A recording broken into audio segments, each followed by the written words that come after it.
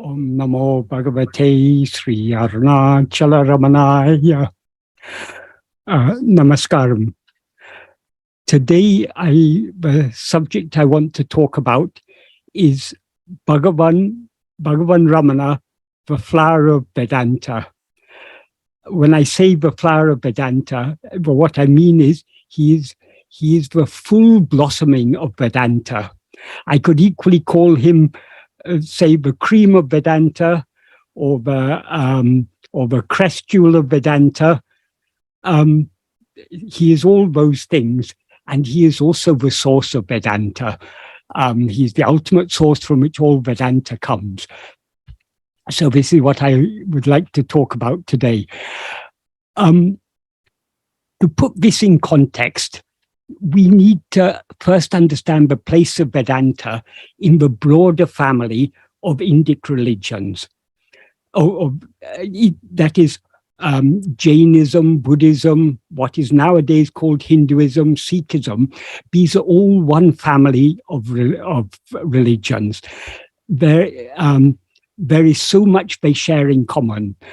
The basic ideas of karma, dharma, samsara, this endless cycle of birth and death, and moksha, freedom from this cycle. And there are so many commonalities between all these. There are, of course, so many differences, so much variation. So there's a huge diversity, but with underlying commonality. So these are all one family of religions. The first major divide among these religions is the divide between Astika and Nastika. Even these terms are differently interpreted in different contexts by different people, but generally, that is one of the definitions. Is the Astika schools of philosophy accept the Vedas as revealed knowledge, and the Nastika do not accept. But even those, the Jains and the Buddhists do not accept the Vedas as revealed knowledge. But even they have so much in common with all the Astika philosophies. So all these various divisions and distinctions, they are very fluid and they're not set in stone. And undoubtedly, Vedas influenced the development of Buddhism and Jainism. And Jainism and Buddhism has influenced the development of all the various forms of Hinduism. That is, all the many different systems of philosophy that have flourished in India over thousands of years. Each they were always interacting with each other, always feeding off each other, that is, drawing inspiration from each other, influencing each other.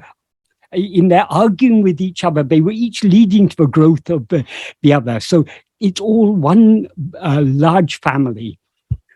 The Astika philosophies, as I say, they all accept the authority of the Vedas. But even among them, there's so much diversity of interpretation of the Vedas. And the Vedas are generally themselves divided, particularly by Shankara. He divided into two broad sections, the Karma Kanda and the Jnana Kanda. The Jnana Kanda is Vedanta, the Upanishads. The Jnana Kanda is called Vedanta because it is the philosophical conclusion of the Vedas. That is all the karma portions ultimately lead to. The final conclusion of all of the Vedas is Vedanta. So Vedanta is and nowadays, when we talk about the Vedas, generally we're talking about Vedanta. That is the old ritualistic portions of the Vedas. Though Vedic rituals are still practiced, they are not practiced in the same way as they were in the past. That is the whole, the Astika family of, that is the subfamily of that we nowadays call Hinduism, has developed in so many ways over the centuries. But the Vedas nowadays, when we talk about the Vedic religion, we're generally talking about Vedanta. And among the Astika schools of philosophy, they're generally classified as 6. That is Nyaya, Vaiseshika, Sankhya, Yoga, and Purva Mimamsa and Uttara Mimamsa. Uttara Mimamsa is another term for Vedanta. So these 6, but though these are 6 distinct systems of philosophy, each has contributed to the other. Each draws on the other. For example, Nyaya, the logic and the reasoning of the Nyaya system is used by all the other systems. So there's so much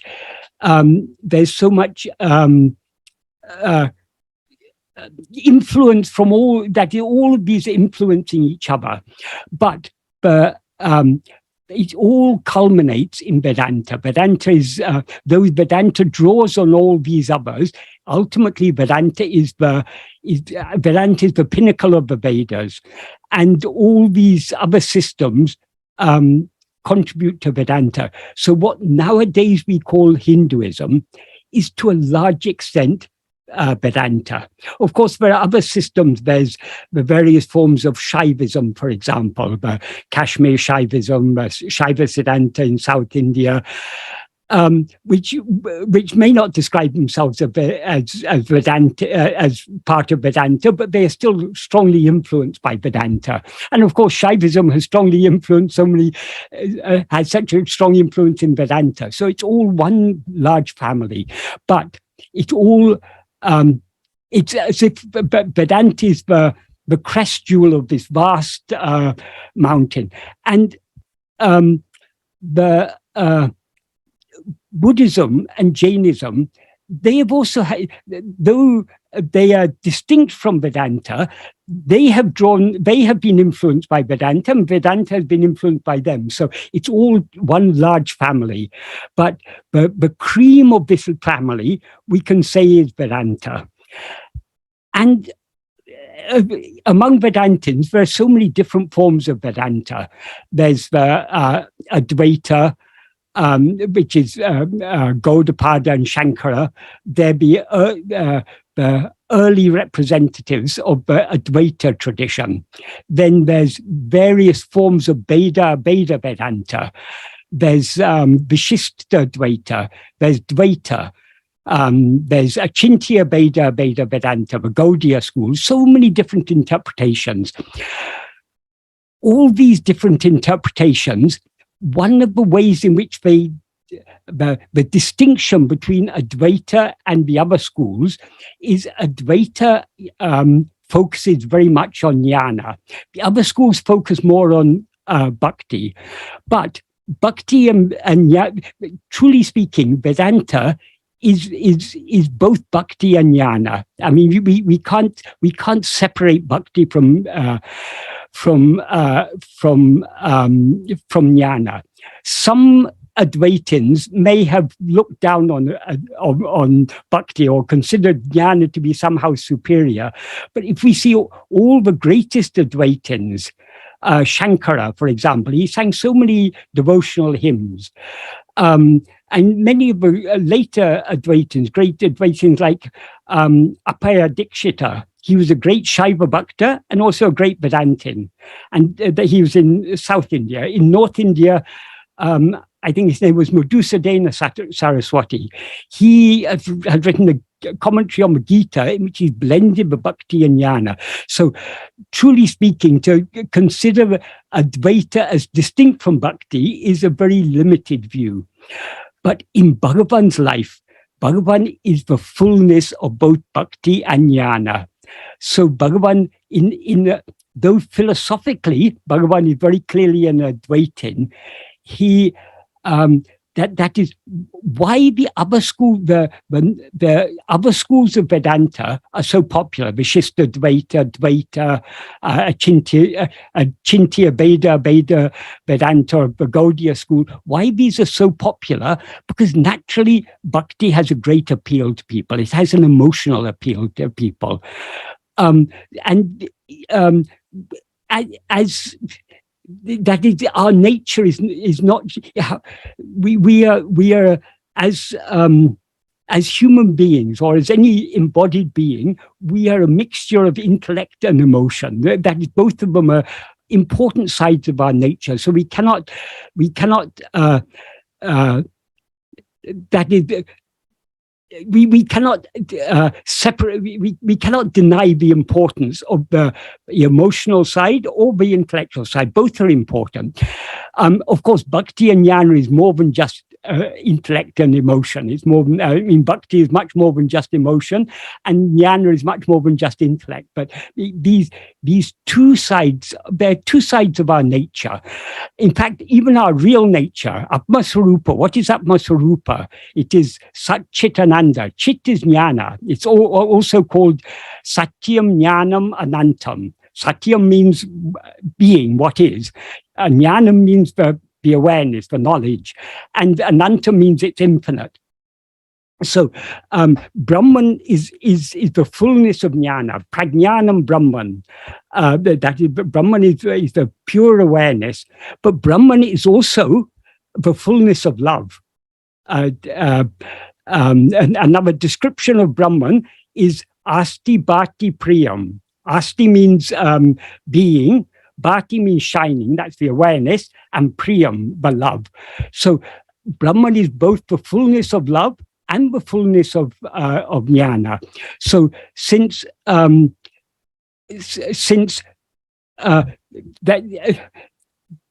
is according to Vedanta, Brahman is the one reality. So, and that one reality is the fullness of both bhakti and jnana, as we have seen exemplified in Bhagavan's lifetime, both in Bhagavan's life and in his teachings. That is, Bhagavan was his teachings about Advaita in the purest and of pure forms. That is, though there were so many, that is, the literature on the Advaita philosophy is vast, from the Upanishads, the Brahma Sutra, the Bhagavad Gita, the commentaries on these by Shankara, Gaudapadas, Mandukya, Karika, and so many later commentaries and other texts on this. So there's a vast literature on Advaita in Sanskrit and Tamil and so many other languages. So there's a vast amount of literature. A lot of it is very complicated, but Bhagavan has given us the simple essence of all of that. Is, if we take Advaita as the essence of all of Vedanta, Bhagavan's teachings are the essence of all of Advaita. Bhagavan presented Advaita in a very simple but extremely profound form, and he also highlighted the oneness of bhakti and jnana. Bhagavan often used to say there are two ways: so investigate yourself or surrender yourself. But though he sometimes spoke of it as if it was two ways, he also made it very clear that ultimately we can surrender ourselves only by knowing what we actually are. That is, when we say Atma Samapanam, what is the Atma but we have to surrender? Yeah, that is ego. Ego is a false awareness of ourselves. So how can we surrender this false awareness of ourselves except by being aware of ourselves as we actually are?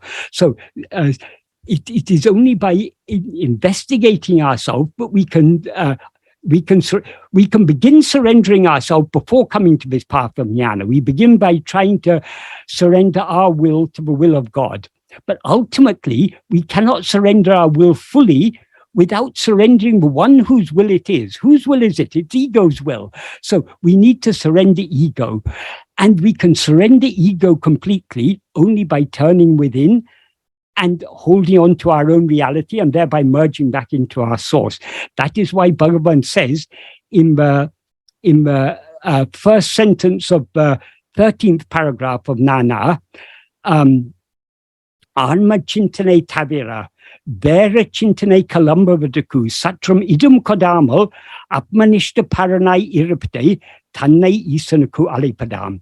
That means Anma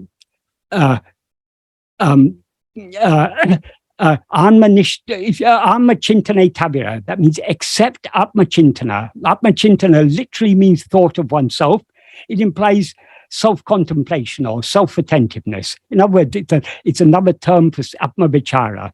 So accept self-attentiveness, giving not even the slightest room to the rising of any other thoughts, thereby being Atmanishta Paran. Atmanishta Paran means one who is firmly established as oneself, one who abides as oneself.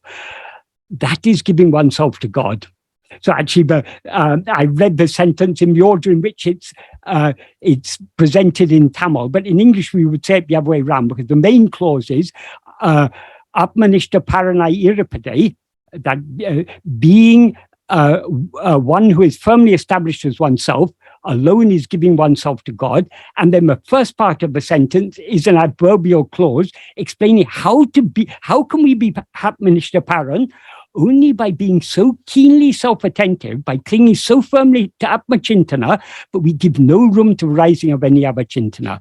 So there Bhagavan is clearly implying that surrender, the final surrender can be achieved only by means of self-investigation. So Bhagavan shows how Bhakti and Jnana merge together and become one. So though Bhagavan talked about two paths, Atma-vichara, self-investigation, and Atma-samapanam, self-surrender, truly speaking, these two are one. We cannot even begin to investigate ourselves without thereby surrendering ourselves. That is, to the extent to which we are turning our attention within, ego is thereby subsiding. The subsidence of ego is self-surrender. So in so many ways, Bhagavan highlighted the oneness of Bhakti and Jnana.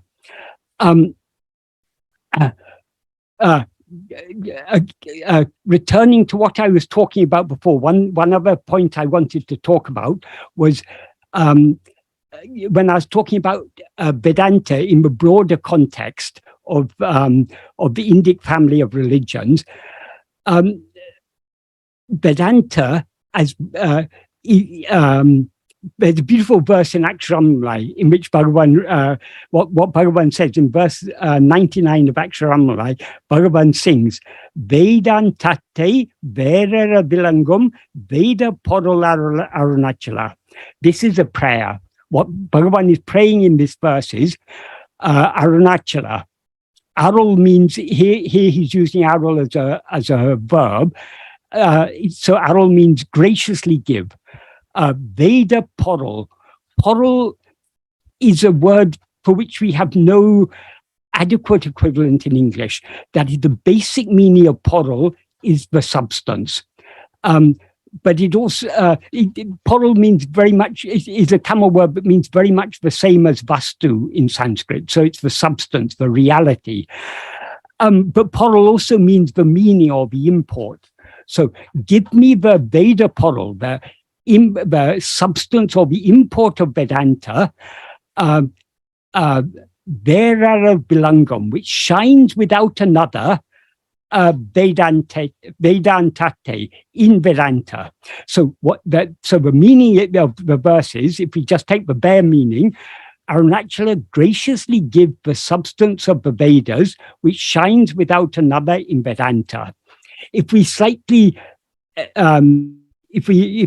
paraphrase that to bring out the implied meaning, what Bhagavan is praying here is Arunachala, by revealing it in my heart as my own real nature, graciously give me the substance or import of Vedanta.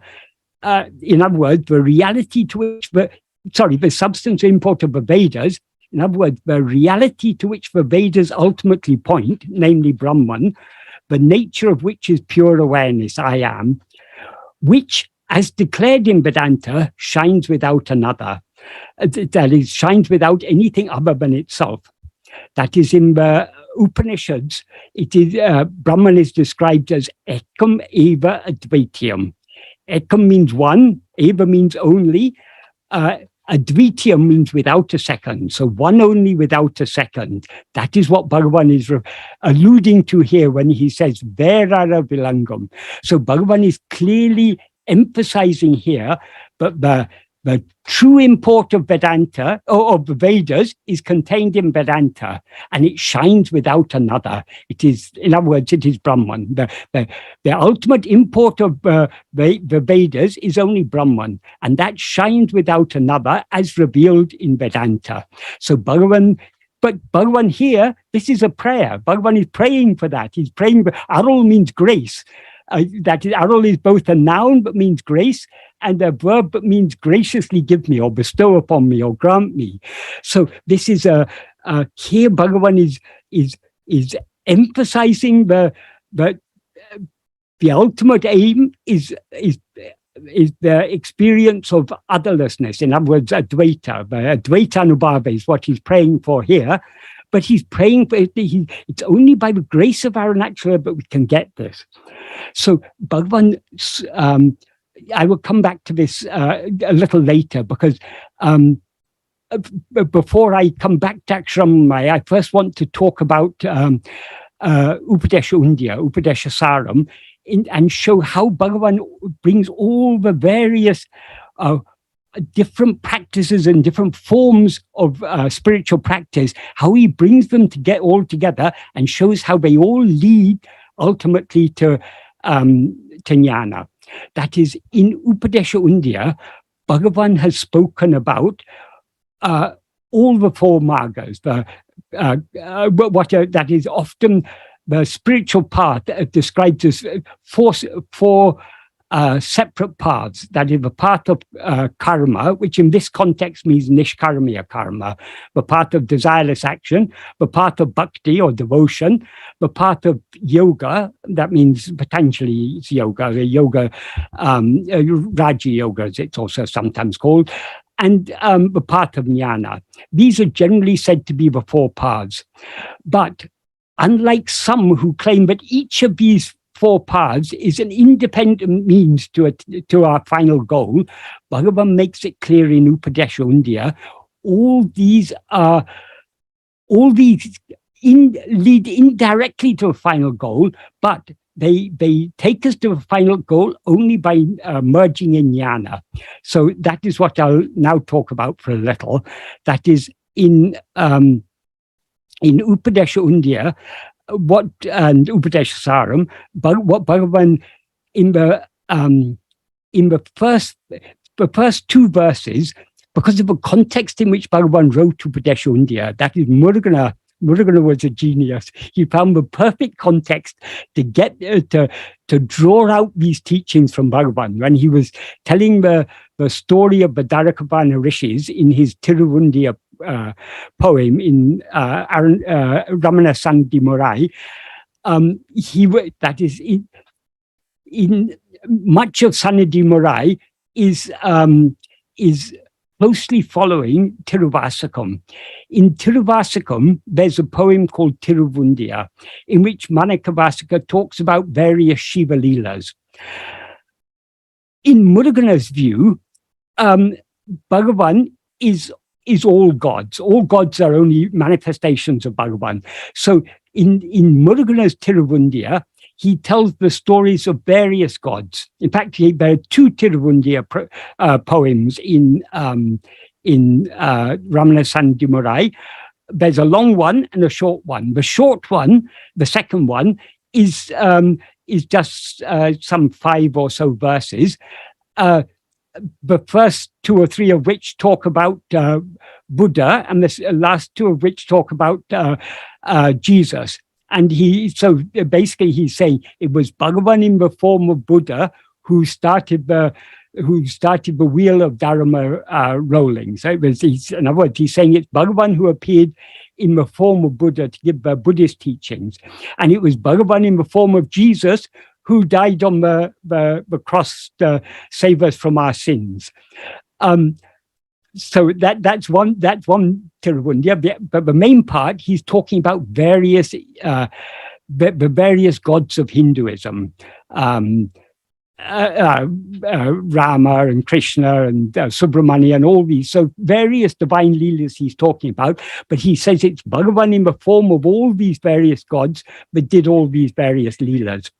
So the last leela he talks about in the main Tiruvundya, in the large Tiruvundya, is the story of the Dvarakavana rishis. They were, though they were called rishis, they were actually karma kandis. They were following the Purva Mimamsa.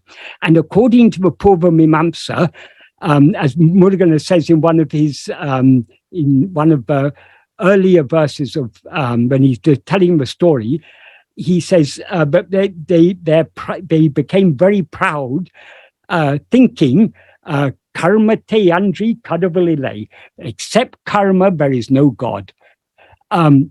That is the philosophy of Purva Mimamsa. Purva Mimamsa puts the power of karma on such a pedestal, they think there's no need for any God. So Bhagavan selected that verse where Murgana said that as part of the Upadghatam, part of one of the introductory verses to Upadesha. So in that context, what Bhagavan says in the first verse of Upadesha is karmam payantaral kartana danayal, karmam kadavalo undipara, karmam jadamadal undipara. That is kartaragnya palam, karma kimparam, karma tachadam in Sanskrit. So, but what this means is, I'll read the meaning of the Tamil version, action giving fruit is by the ordainment of God. Since action is non-aware, since action is jada, is action God? In other words, karma, when we do an action, that is, the action is done by us, but as soon as we've done the action, the fruit of the action is out of our hands. If we shoot an arrow, so long before we shoot the arrow, we can aim it in whatever direction we want. Once we've actually shot it, we have no control thereafter what its target will be. Likewise, when we do any action, we may do an action for a certain purpose, but once we've done the action, the fruit of that action is out of our hands. It's in the hands of God. So whatever action we do, that means whatever agamya we do, the fruit of that agamya is stored in Sanchita. And from Sanchita, God selects which fruit will be most favorable for us to experience when. And so what is the appropriate fruit for each karma, and when, where, and how we should experience that fruit, that's entirely in the hands of God. That's what Bhagavan means by karmam payandaro kartana danayal. It's in Sanskrit, kartaragnya prapyate palam. So the fruit are entirely in his hands. We are the doer of actions, but the fruit and when, where, which fruit is appropriate for which action is entirely in his hands. So, but in Purva Mimamsa, because they don't want to accept God, they say there is something called adrishta, something unseen, but decides what should be the fruit of the action. But according to Bhagavan, the fruit of the action is entirely in the hands of God. Then he asks, karmam kadavalo, can karma be God? Karmam kimparam. Karmam jadamadal. Since in Tamil he says karmam jadamadal, since karma is jada. In Sanskrit he says karmam tatjadam. Karma is insentient. So since karma is insentient, karma cannot decide which fruit is appropriate for which action. It is only God who decides that. So Bhagavan is here repudiating the philosophy of the Purva Mimamsa. He's showing that karma is always subservient to God. That we do the karma, but God decides the fruit. And it is God who allots us the fruit in the form of our prarabdha. Then in the next verse, Vinayam Vilevu Vilevutru Vittai Vinay Kadal Virtidam Undipara. Vidu Tarele Undipara. That means the fruit of action perishing. That is, when we experience the fruit of any action, that fruit is finished. That is, if someone gives you a mango, you can't eat it today and keep it to eat tomorrow. Once you've eaten mango is finished. So likewise with the fruit of action, when the fruit of action is experienced, it's thereby finished. But though the fruit of action perishes, what remains is the seed. The seeds here means the vasanas. So as he then says, vittai vinay kadal vetiram, as seed causes to fall in the ocean of action. In the Sanskrit version, because Bhagavan wrote in a shorter meter, he doesn't mention the seed. So he leaves it there. In Sanskrit, he says in the first line, Kriti mahodado patanakaranam, the cause for falling in the vast ocean of action. What is the cause? He doesn't say. He leaves it for us to understand. But in the Tamil version, he makes it clear. It's the seeds. And what are the seeds? As he says in the Malayalam version, vasana kara vittai. That is the seeds in the form of vasanas. So it's the vasanas. That is, why do we do any action? We do action because we want to experience certain vishayas. So those inclinations to experience vishayas are what are called vishaya vasanas. And because the vishaya vasanas lead us to do actions, they're also called karma vasanas. So whether we call vishaya vasanas or karma vasanas, ultimately it's the same. So it's the vasanas that lead us to do action. And that is what causes us to fall in the great ocean of action. And then in Bhagavan concludes this verse in Tamil saying, Vidu tarile, it does not give liberation. In Sanskrit, he says, Palamasaswatam, that is the translation of Vinayam Vilevutru, the fruit of action perishing. Palamasaswatam means the fruit is impermanent. That is, once you experience the fruit, it's finished. But then he says, Gati nirodhakam. That is, because the seeds, the vasanas, cause us to fall in the great ocean of action. Action cannot give liberation. Well, in Tamil, he says it cannot give liberation. In Sanskrit, he says even more forcibly, it obstructs liberation. Nirodhakam, it's the obstacle to liberation. So how can we attain liberation? If action won't give us liberation, what can we do to attain liberation? Anything we do is only binding us all the more. So in verse 3, this is where the real spiritual teachings begin.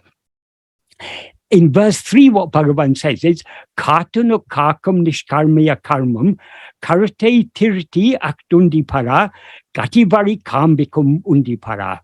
That means nishkarmaya karma is desireless action. That is action we do not for the sake of any. Normally when we do any action, we do it for some purpose. All our actions are, as a general rule, driven by some aim. We do some action because we want to experience some result. So, but nishkarmiya karma is action done without any expectation of, without any desire for the results. We are doing the action. So how can we do action without any purpose? So Bhagavan says here, kartanu kakam, that is done for God. In the Malayalam version, he says, Ishwara pritiyanai. That means done for the love of God. So it is, if we want to do nishkarmiya karma, we need to act just for the love of God, not for what we can get out of it, but just for the love of God. So here Bhagavan indicates, actually, though they talk about the karma marga and nishkarmiya marga as if it's a separate path, actually Bhagavan takes the nishkarmiya karma marga as a part of bhakti. That is, bhakti begins with actions. So because we without that love for God, how can we do nishkarmiya karma? Any action has to have some motivation. So if it's not motivated by love of God, it's going to be motivated by desire for some result. So Bhagavan takes nishkarmiya karma as a subsidiary part of the path of bhakti, as I'll explain in more detail. And he says, karati tirati. Karate tirati. That means or aktu karam. What is it? Yes. Karate here means the mind or the chittam. Tirati means purifying, or literally tirati means rectifying, but it implies purifying the mind or purifying the chittam. In Sanskrit, he says chitta sodakam, ishwarapitam, nechaya kritam. What is offered to God, not done with desire, chitta sodakam, mind purifier, mukti sadakam, liberation accomplishing. In Sanskrit, he says mukti sadakam, but we have to understand it's not a direct means to liberation. In Tamil, he says it more clearly. He says it will show the way to liberation. What does this mean? That is, we cannot by any action attain liberation. But if we do the action just for the love of God, not for anything we can gain for it, that will purify the mind. And the purified mind will recognize the path to liberation. Can become means.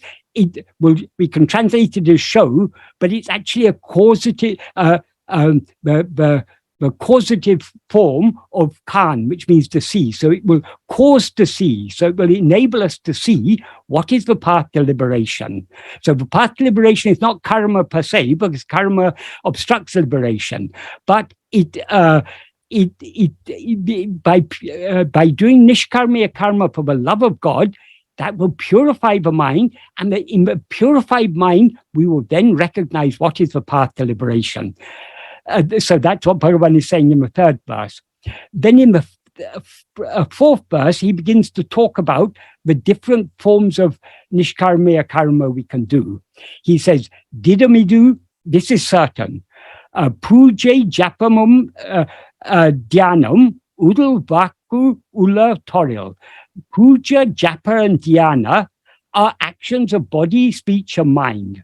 We have to understand respectively. That is, puja is an action of the body, japa is action of speech, and dhyana is action of mind. Vivu ahum ondril ondru. That literally means one than one is superior. What he means is, in this order, the more efficacious in purifying the mind than puja, japa. More efficacious than japa, dhyana. So in this order, each one is superior. When he says superior in this context, because the subject matter is that the aim of all these nishkarmiya karmas is the purification of the mind. So when he says it's superior, he means it's a more effective means to purify the mind. In the Sanskrit, he says, kaya vanmana karyam uttamam pujanam japa chintanam kramat. That means worship, repetition, or puja, japa, and dhyana. Actions to be done by body, speech, and mind are progressively superior. And then in the next three verses, he talks about each of these. In verse 5, he gives us a very broad definition of puja. What he says is, ennuru yabum irayuru amena enivari padal undipara isan nalpusane undipara. That means worshipping, thinking that all 8 forms are forms of God is good worship of God.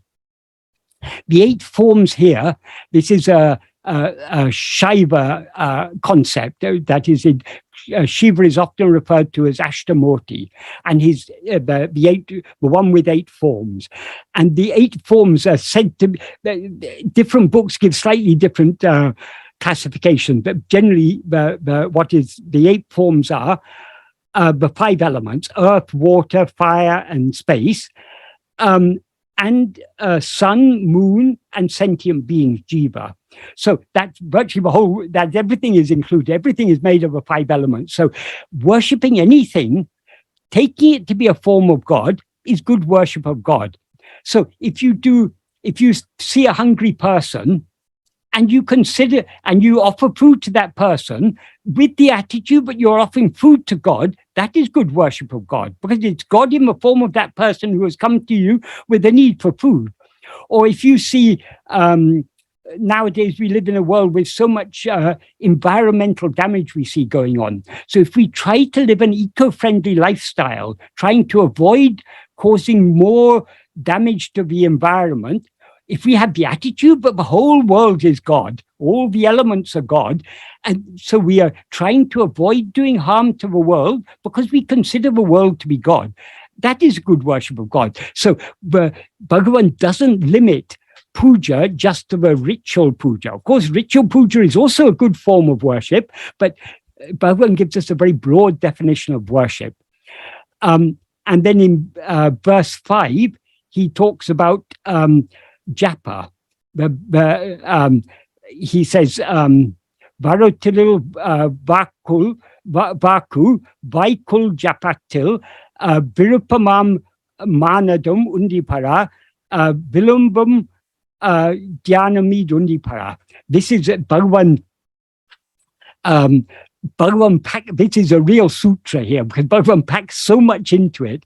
But the literal meaning of this is, rather than praising, loud voice, rather than japa within the mouth, what is done by mind is beneficial. This is called dhyana. That is what Bhagavan is here talking about. He's classifying different practices. That is, rather than praising, rather than singing stotras aloud, doing japa in a loud voice is good. Rather than japa in a loud voice, japa whispered softly within the mind is good. Rather than whispered softly within the mouth is good. Rather than the softly whispered japa done by the mind is good. And that japa done by the mind, this is a form of dhyana. So in all these, he's grading this. When he says it's beneficial or superior, he means it's more effective in purifying the mind. Why is japa more effective than puja? Because the speech is a subtler instrument than the body. So the actions done by body are relatively gross. The actions done by speech are subtler. And the actions done by mind are still subtler. So they're more effective means to purify the mind. We can be doing puja mechanically, for example, without our mind can be wandering here and there. We can just be mechanically going through the actions of puja. But if we are meditating, if our mind wanders off, we immediately know our mind has wandered off because we're no longer thinking of God.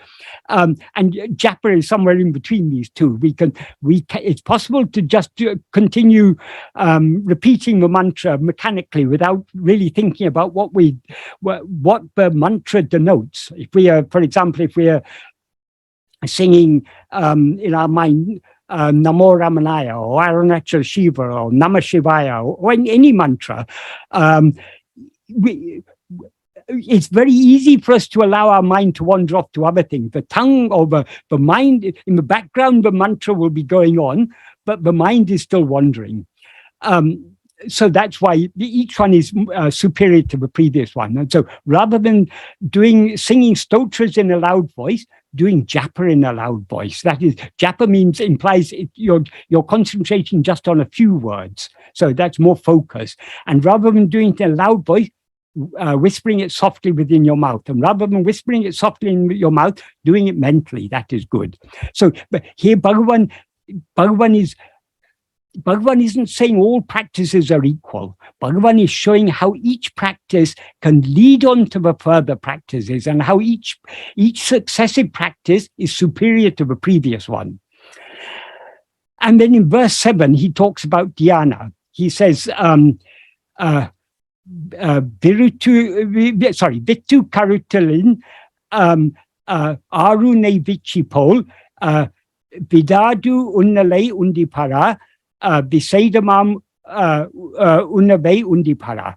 That means rather than meditating interruptedly, meditating uninterruptedly, like a river or like the continuous flow of a river or the falling of ghee, is superior. It's a superior way to meditate. So that is, when we are meditating on God, if our mind keeps on wandering off elsewhere, that means we are more interested in other things than we are in God.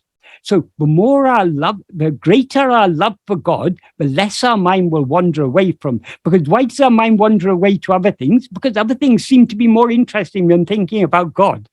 But the more we have love for God, the more interrupted our meditation will be. That's why Bhagavan said the uninterrupted meditation is superior to the meditation done interruptedly. Because the key to all these, remember, Bhagavan said in verse 3, done for God. That implies done for the love of God. So the key to all these practices, that is Bhagavan in these, when Bhagavan talks about puja, japa, and dhyana, he's not talking about karmiya puja, japa, and dhyana. People do puja for gaining some result. They do japa for expecting some result, or meditation expecting some result. If I meditate on God, then God will bless me and he'll remove my difficulties and give me all I want. So long as we're doing that, that's not what Bhagavan's talking about here. Bhagavan is here talking about the Nishkama puja, japa, and dhyana.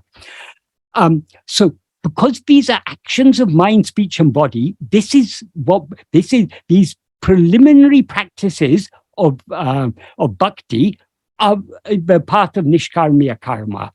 But after verse 7, Bhagavan switches from the karma to from doing to being.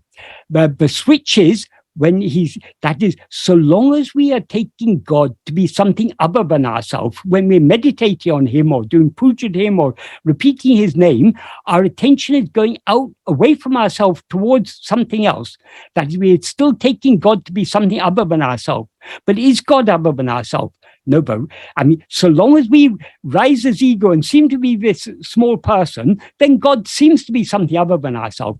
But actually, God is that which is shining in our heart as I. Avanaham aham, he is I, soham.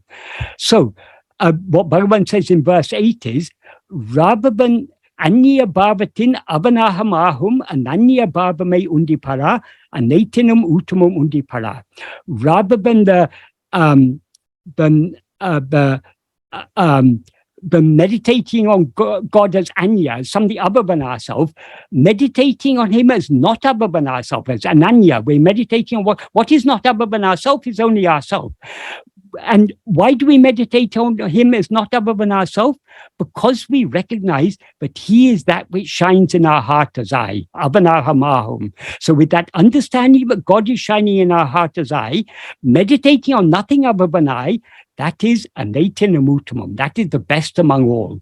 That means it's the most effective means to purify the mind. It's the best practice of bhakti.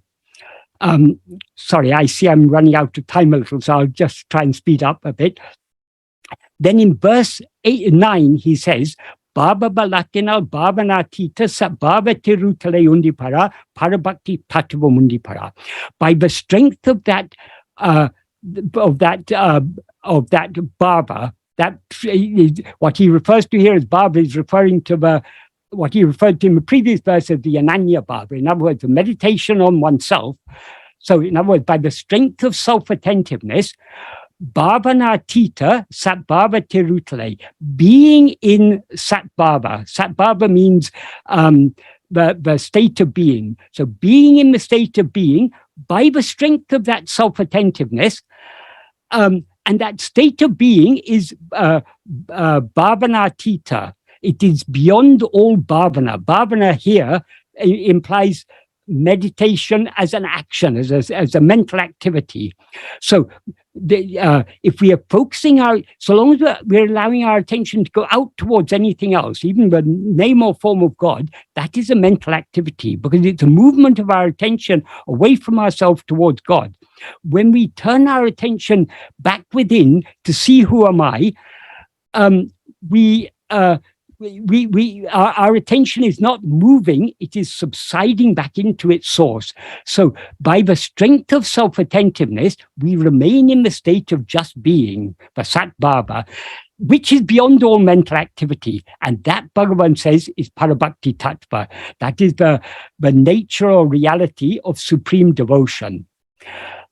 So here Bhagavan has shown how karma is a subsidiary part of bhakti, and bhakti leads to eventually to a path of jnana, the path of meditating on oneself alone, nothing other than oneself, and that is the parabhakti tattva. So in effect, what Bhagavan is saying here, being as we actually are, by the strength of self-attentiveness, is parabhakti tattva. So Bhagavan is showing that the path of self-investigation is the pinnacle of the path of bhakti. It's not something, it's not a separate path, it's what the path of bhakti is leading up to. Because when we attend to ourselves, ego is thereby subsiding. So that is surrender. That is giving ourselves to God, as he says in the first sentence of the 13th paragraph of Nana that I referred to earlier. So that is the parabhakti tattva. That means the nature or reality or true state of supreme devotion. So according to, when Bhagavan teaches us the path of vichara, he's teaching us the ultimate practice of bhakti.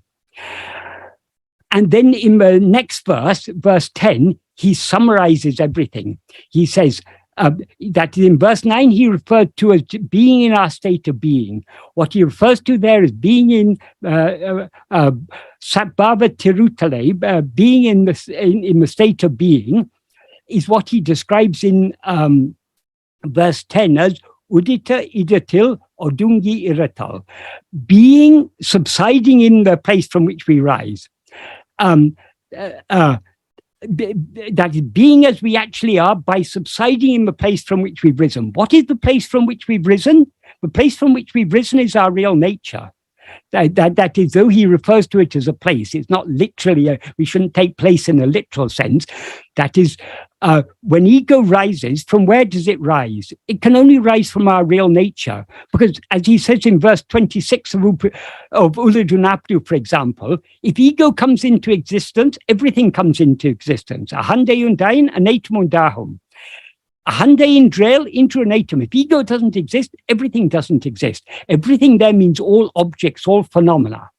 So if everything else comes from ego, from where can ego come? It cannot come from anything else. It can only come from the one thing that always exists, namely Atma-swarupa, our own real nature, Brahman. So Brahman is our udita, is the place from which we've risen. So being in that, being as we actually are, that is karma and bhakti, that is yoga and jnana. Is what Bhagavan, so this verse 10 is summarizing everything. So ultimately, all these paths are leading to the state of just being.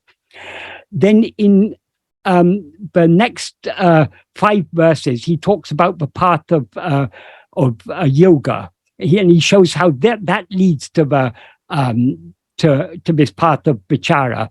First, in verse 11 and 12, he says, he explains why when one restrains the breath, the mind is also restrained, like a bird caught in a net. This is a means to restrain the mind, and he explains why, because the mind and the breath are like 2 branches of a single tree. And they have the respective functions of knowing and doing, but their root is one. So that's why if you control one, you control the other. So by controlling the breath, that's a means to subdue the activity of mind. But then in verse 13, he says, the dissolution of mind, that's what he says in Tamil is, ilayamum nasum irendum mam oduka odukum ilayatulladu erum undipara eradu urumindadel undipara. What that means is dissolution. That means dissolution of mind is of 2 kinds, laya and nasa. What is lying down or dissolved in laya will rise. If its form dies, it will not rise. So in yoga, they're trying to control the mental activity. That is, by controlling the breath, they control the mental activity. They subdue the mental activity. But if we take that too far, we end up in manolaya. But our aim is not manolaya, because manolaya is only temporary. Our aim is manonasa. So how to attain manonasa, he explains in verse 14. What he says in verse 14, only Odaka valiye odungum ulate, vidakave ovari undipara, vium adanuru undipara. That means only when one sends the mind, which will become calm when one restrains the breath, on the investigating path, will its form perish. That is what the word he uses for investigating path is or-vari. Or is a word that has two meanings in this context. We can take it as one path. We can take it also as orum-vari, the investigating path. So the one path by which the mind will die is the path of self-investigation. So Bhagavan is referring here to the path of self-investigation. So Bhagavan often used to say, if people wanted to do pranayama, he would say, fine. If you find it beneficial to do pranayama, fine. But don't let it go to the extent where you subside in laya, because that's of no benefit. Before the mind subsides in laya, once you've achieved a certain degree of calmness of mind, then you should use that calmness of mind by turning your attention back within to see who am I.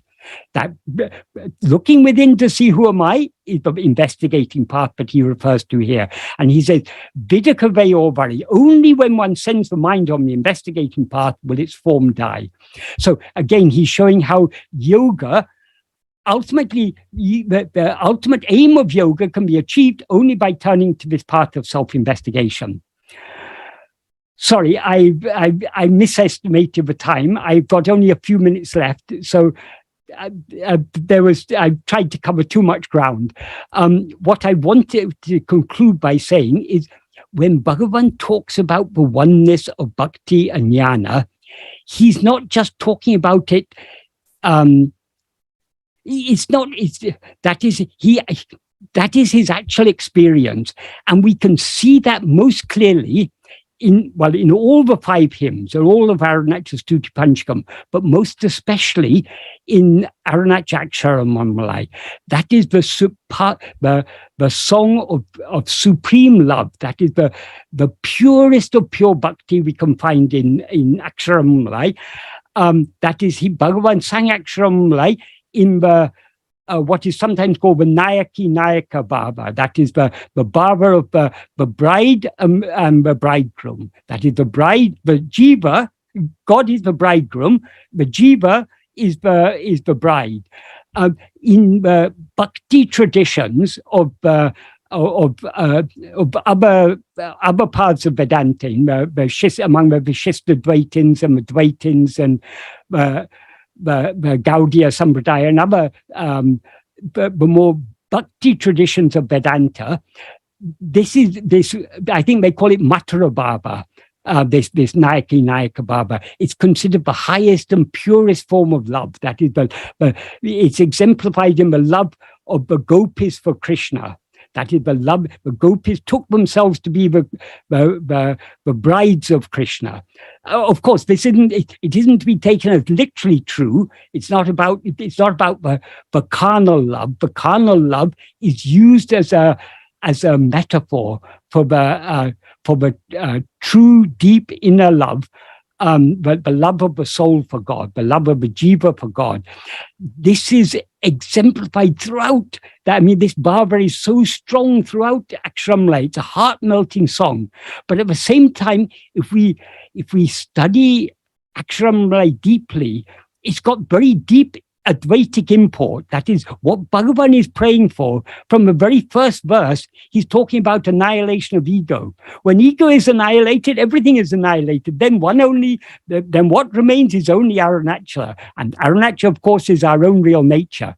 As Bhagavan says in, for example, in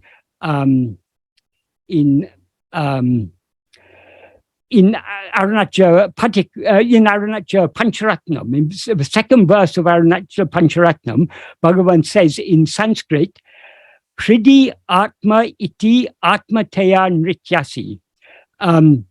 As oneself you dance in the heart as I.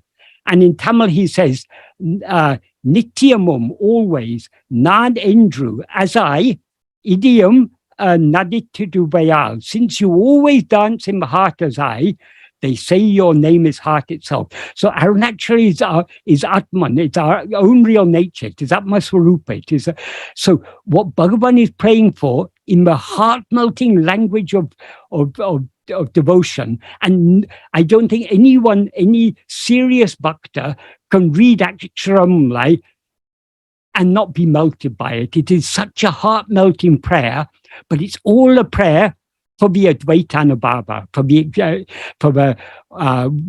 that is the very second verse of Aksharamla. Bhagavan prays, Arahu Sundaram Bol Ahamum Niyumut Shravinama Irupo Arunachala.